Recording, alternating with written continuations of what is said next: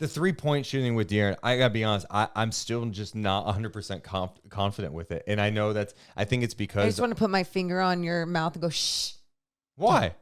Trust it. Trust it. No, I'm just being honest with you. Okay, here's my biggest thing. Okay,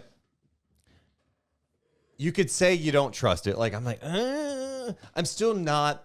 I trust it more and more, obviously because of what he's doing. He's shooting 40% from 3 this year. Yeah. He took 16 tonight. Trust it. And it looks great, right? It's not like, hey, he's having a nice 5-game run here. He's having a 7-game run here. This guy 30 games is taking 29. a lot of threes, and he's making a lot of threes. Yep. Is it going to continue the whole season? I don't know. I think my biggest thing with him, and maybe this is me being naive or old school. I don't know. I can't wait to push back on this. I don't want him to lose sight of He won't. attacking He won't.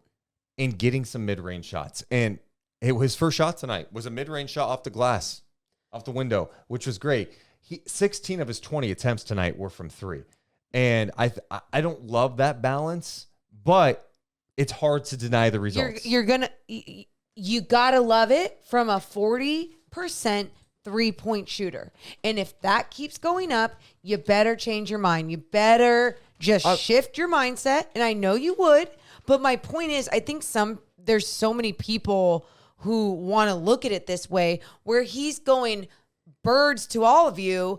I am this effing nice. I can shoot this ball. Trust my form. Trust my mechanics. Trust my decision making. Now, I know for some of us, we're like, well, why would you shoot that far away shot when your other shot's so efficient and beautiful inside the paint and no one can stop it? Because he is just trying to add that range to his game and allow it to happen, especially at this age, allow it to happen. Because you look at someone as, I mean, this is not the greatest example, but LeBron James, okay? He's someone where he was so explosive throughout his entire career, could get to the basket, downhill, didn't matter if it was in transition or not, he's going.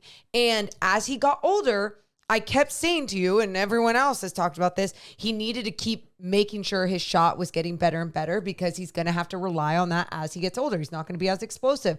And like, you still see him dominating, but LeBron James is a different human in a different body. That's not going to be the same case for everyone. And I think it's important for the longevity of De'Aaron Fox's career in his game that he keeps not only experimenting, dominating that part too. Yeah, I think we've all wanted him to show consistency from 3 his entire career. It's just wild to see the jump this year. And it's not like, just the jump in percentage. It's the jump in attempts. Mm-hmm. Last year, Morgan, he took 5 per game. Okay. He is taking 8.9 3-pointers a game. I mean, that's a dramatic jump for him this year. And now he's shooting 40.4% after tonight. Not a lot of players are able to. He's in elite company. This isn't like, De'Aaron's shooting it well for Fox. It's like, no, this guy is taking high volume from 3 and efficient from 3. Yep. Not many players are taking 8 a game and shooting at a 40% clip. This is pretty crazy territory he is in right now. And all I'm saying is it's taken me a second to adjust to this, but he's scoring 30 all the time. I think the perfect example was the third quarter tonight, where I felt like he put more pressure on the paint. And it's not just about, I just keep putting the pressure on the paint. Have that balance. Yeah. He will discover what that balance needs to be, but he also needs to keep saying F everyone, and I know what I'm doing. It's insane. Morgan, this leap is insane. It is, but it happens. I mean, think about now again, another example of someone who took that leap. It was Julius Randle with the Knicks when he took that leap from beyond the arc. That all of a sudden. 1 year. Yeah. All of a sudden, and he did that. That's fair. But the difference is that we are seeing De'Aaron Fox from last year in this year keep showing like consistent season growth, right? I mean, and we're 30 games into this season so far. If you see this continue, it's believe it. Believe what he's become. But also believe what he's become, not only because he puts in the work, but because he is such a threat and unstoppable when he does go inside, that it has allowed him to have exactly the amount of space that he wants from wherever he wants beyond the arc. It's insane. I actually was going to pull up I the love 3-point it. attempts. Okay, so Steph Curry's taking 11.4 3-point attempts per game. That's 41%. I know we did this exercise the other day, I believe, but I'm looking at the guys who are shooting like 40+%. Okay, Anthony Simons shooting 40% from three. He's taking 9.5 a game, but that's 11 games. Okay, Trae Young, he's under 40. Tim Hardaway's 36. I'm looking at guys taking about 9 where Fox is. Okay, De'Aaron Fox, 8.9 attempts, 40.4%. Who are some other guys? Tyrese Halliburton's taking around the same amount of threes per game as Fox. 40. He's shooting 42.3%. So, like, my point is that's the type of category we're talking about with Fox. We're going, he's in the Steph category this year shooting, the Tyrese Halliburton category for shooting. Someone like Jason Tatum's taken about the same amount of threes per game this year. He's shooting 34%. Klay Thompson shooting 38% on those attempts. Markkanen's shooting 38%.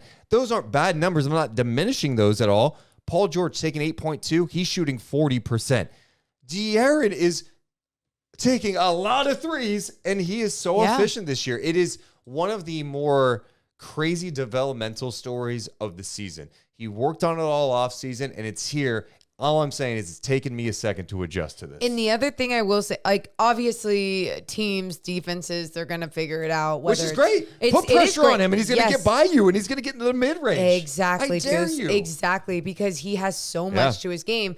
Now, the only thing I would say about the team as a whole, when your star player that is so dominant about getting into the paint, creating, doing whatever in the paint, you don't want the entire team to just follow his lead with whatever it is.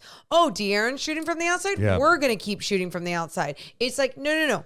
If he's shooting a lot of threes from the outside, make sure that you're picking up the slack and you're the ones that are driving it in and getting those paint touches, because you got to make sure you're still making the defense work enough, whether you're De'Aaron Fox, Malik Monk, I don't care if you're Kevin Huerter, like, make sure that you are still getting in there and not just settling. It's crazy. I mean, it's such a jump for him, and it's fun to see a guy develop a part of his game that's been the weakness. Yes. And yes. And even if those numbers drop from 40%, okay. If he's shooting 37% this year, that's incredible for a guy who's been around 32-ish. How many questions is it always for De'Aaron Fox every single year?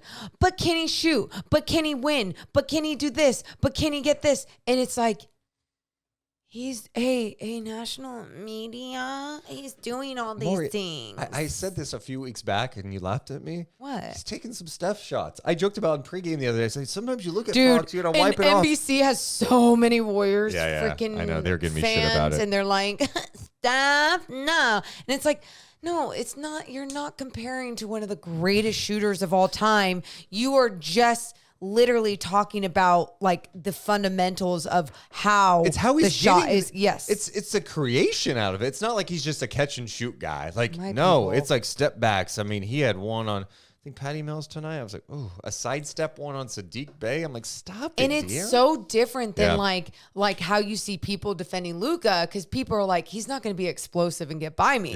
So I got to get a hand in his face. But what Luka does so well is still create that space and elevate over people because of his size. You can tell teams still don't buy it though, with the way they Love defend it. it. It's I like love it. they're giving Fox that space, and I think they're betting on, hey, like, some point. Like, Well, if we're gonna pick our poison here, we know he's Yes. elite at this. We don't totally know he's elite at the 3-point shooting yet. And I know that we keep saying that he's elite at driving in. He's becoming better and better. I mean, a real threat from three. I really do hope that he continues to keep making his mid-range game just that much better. Yep. Because we saw how dominant it could be last year, and I just don't want that to go away either. And I love that. That's what I'm saying. Can we just make him the most perfect player of all time? Like, asking so much. He's 15 of 30, I believe. 15 of 31 from three the last two games. Yeah.